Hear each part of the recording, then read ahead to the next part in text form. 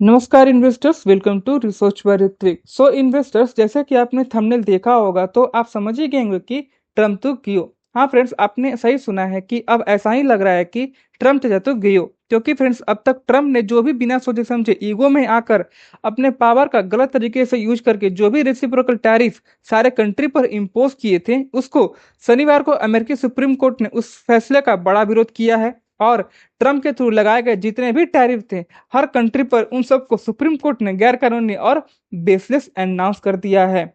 लेकिन friends, president Trump ने supreme court को जोर देते हुए कहा है कि उनकी टैरिफ नीति पूरी तरह से लागू है और उन्होंने यह स्पष्ट कर दिया है कि वह इस मामले को सुप्रीम कोर्ट से लड़ेंगे। सो फ्रेंड्स, अब तो ऐसा लगता है कि सारे कंट्रीज और ब्रिक्स संगठन ट्रंप के खिलाफ हो रहे थे। और जो लास्ट ब्राजील में मीटिंग के दौरान सब ने डिस्कस किया था कि हम आपस में ट्रेड करने के लिए एक करेंसी इंट्रोड्यूस करेंगे जिससे अमेरिकन डॉलर से डिपेंडेंसी खत्म हो जाएगी,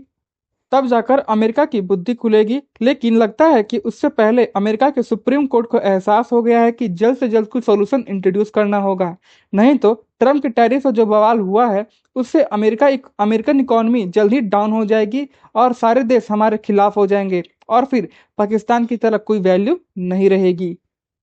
इसलिए फ्रेंड्स, सुप्रीम कोर्ट के इस फैसले को ट्रम्प की मोस्ट इंपॉर्टेंट पॉलिसी में से एक के लिए एक बड़ा झटका माना जा रहा है। इसलिए फिलहाल के लिए ऑनरेबल जज ने अधिकतर टैरिफ को इनवैलिड कर दिया है और 14 अक्टूबर तक इन्हें इनवैलिड रहने का ऑर्डर भी दिया है, ताकि ट्रम्प की टीम को सुप्रीम कोर्ट में इस फैसले को चुनौती देने का समय मिल सके। पर फ्रेंड्स, ऐसा लगता है कि ट्रम्प कोर्ट के ऑर्डर सुनकर पगला गए हैं और इसके एक्सप्रेशन या फिर इसके फैसले को चुनौती देने के बदले अपने सोशल मीडिया अकाउंट पर एक लंबे बयान में बोल रहे हैं कि उनके टैरिफ हटाए नहीं गए हैं और सभी टैरिफ अभी भी लागू हैं। और आज एक बेहद अनफेयर तरीके से कोर्ट ने हमारे टैरिफ पर रोक लगा दिए हैं। पर मैंने जो कुछ भी किया है वो अमेरिका के लिए किया है, अंत में जो भी होगा उससे अमेरिका का ही फायदा होगा। और साथ ही साथ फ्रेंड्स, ट्रंप ने चेतावनी देते हुए कहा है कि टैरिफ हटाने से देश को भारी आर्थिक नुकसान हो सकता है और ग्लोबल इकोनॉमी में यह कमजोर भी हो जाएगा। और इसके अलावा उन्होंने तर्क दिया है कि उनकी पॉलिसीज अमेरिका के किसानों, मैन्युफैक्चरर और लेबर को ग्लोबल कंपटीशन से बचाती है, जिससे ट्रंप को लगता है कि अमेरिका अब हैवी ट्रेड लॉस और अदर कंट्री द्वारा लगाए गए अनफेयर रेस्ट्रिक्शन को बर्दाश्त नहीं कर पाएगा।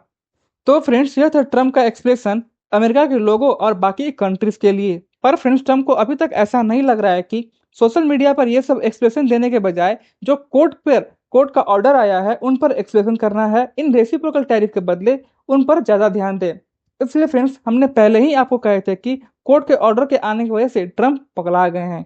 फिर फ्रेंड्स, अब ट्रंप ने इस मुद्दे को लेबर डे वीकेंड से जोड़ते हुए कहा है कि यह अक्सर लोगों को अमेरिकी लेबर और कंपनियों का समर्थन करने की इंपॉर्टेंस की याद दिलाता है, जहां ट्रंप ने टैरिफ को मेड इन अमेरिका प्रोडक्ट को बढ़ावा देने और देश की फाइनेंशियल पावर को सबसे मजबूत होने का हथियार बताया है।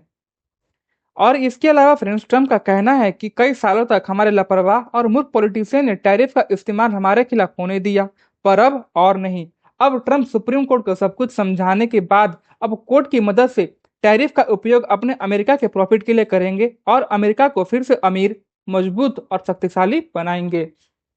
लेकिन फ्रेंड्स, जो ट्रंप कह रहे थे कि सारे इल्जाम को हम बेसिस ठहराकर सुप्रीम कोर्ट के साथ यूएस को और मजबूत करेंगे, पर यूएस सुप्रीम कोर्ट का फैसला ट्रंप के अगेंस्ट आने की वजह से उनका चेहरा उतर गया और उनकी हालत और भी खराब हो गया, क्योंकि वाशिंगटन डीसी में US court of appeal for the federal circuit ने सुनाया कि कोर्ट का कहना है कि ट्रंप ने कुछ टैरिफ लगाने के लिए पावर का गलत यूज किए करके अपने अधिकार का उल्लंघन किया है। और फिर जज ने कहा कि प्रेसिडेंट के पास इमरजेंसी लॉ के तहत इंपॉर्टेंट पावर तो है, लेकिन इन पावर से टैरिफ या टैक्स लगाने का अधिकार नहीं है।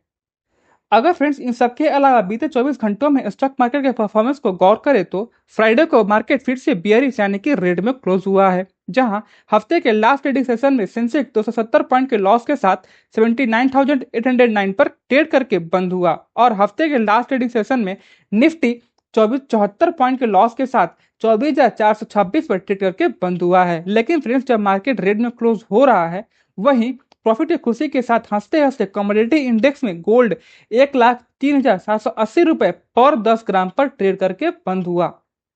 और फ्रेंड, जिसका सबसे मेन रीजन है इन्वेस्टर के सेंटीमेंट में कोई चेंज नहीं हो रहा है और यूएस टैरिफ को लेकर सारी कंट्रीज में दुख दर्द और पीड़ा तो है ही, अब स्टॉक मार्केट में ट्रम्प के चलते काफी दिन दुख, दर्द और पीड़ा देखने को मिल रहा है। लेकिन फ्रेंड्स, इन बुरी सिचुएशन में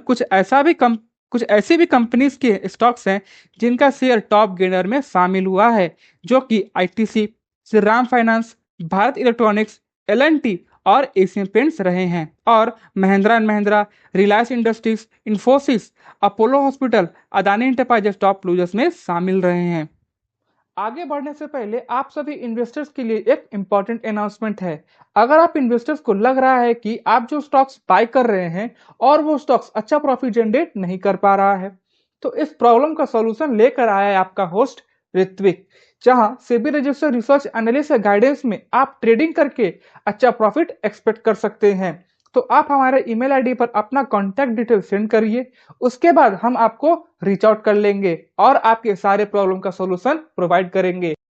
फिर यूटेस की एक रिपोर्ट में बताया गया है कि कोर्ट ऑर्डर में कहा गया है कि लॉ जो प्रेसिडेंट को कंट्री के लिए इमरजेंसी सिचुएशन में कार्रवाई करने का इंपॉर्टेंट अधिकार देता है, लेकिन इनमें से किसी भी कार्रवाई में टैरिफ टैक्स इंपोज करने का पावर नहीं देता, जिससे कंट्रीज का कोई भी प्रेसिडेंट ही क्यों ना हो उस पावर का गलत तरीके से यूज ना कर सके, जिससे कंट्रीज को बाद में प्रॉब्लम फेस करना ना पड़े। जैसे कि आज ट्रम्प के डिसीजन की वजह से यूएस की वैल्यू कम हो रहा है और कहीं फ्यूचर में यूएस को बाकी कंट्रीज बाइकआउट करना शुरू ना कर दे। इसलिए फ्रेंड्स, इससे पहले इसी तरह के फैसले ने विशेष रूप से अप्रैल में उनके ट्रेड वार के दौरान पेश किए गए ट्रम्प के टैरिफ चीन, कनाडा और मेक्सिको के खिलाफ फरवरी में इम्प्लीमेंट किए गए थे, लेकिन फिर बाद में टैरिफ को इनवैलिड कर दिया गया था और फिर उसी तरह अभी के टैरिफ को भी इनवैलिड कर दिया गया है। लेकिन स्टील और एल्युमिनियम पर लगाए गए टैरिफ जो डिफरेंट लॉ के बदले लगाए गए थे, वे अभी इम्पोज रहेंगे। अभी फ्रेंड्स, आपके मन में एक क्वेश्चन जरूर आ रहा होगा कि टैरिफ को कोर्ट में किसने चैलेंज किया। तो यह मामला दो केस के थ्रू कोर्ट तक पहुंचा है, जहां पहला मुकदमा 5 छोटे अमेरिकी बिजनेस द्वारा केस किया गया था, जिन्होंने बताया कि टैरिफ ने उनके बिजनेस को स्मूथली रन करने में मुश्किल हो रहा है। और दूसरा केस डेमोक्रेट्स के नेतृत्व वाले 12 स्टेट के थ्रू केस किया गया है, जिन्होंने बताया कि ट्रंप ने लॉ का दुरुपयोग किया है। सो फ्रेंड्स, आपके क्या व्यू हैं? Share review in comment box and keep watching Research by Ritvik.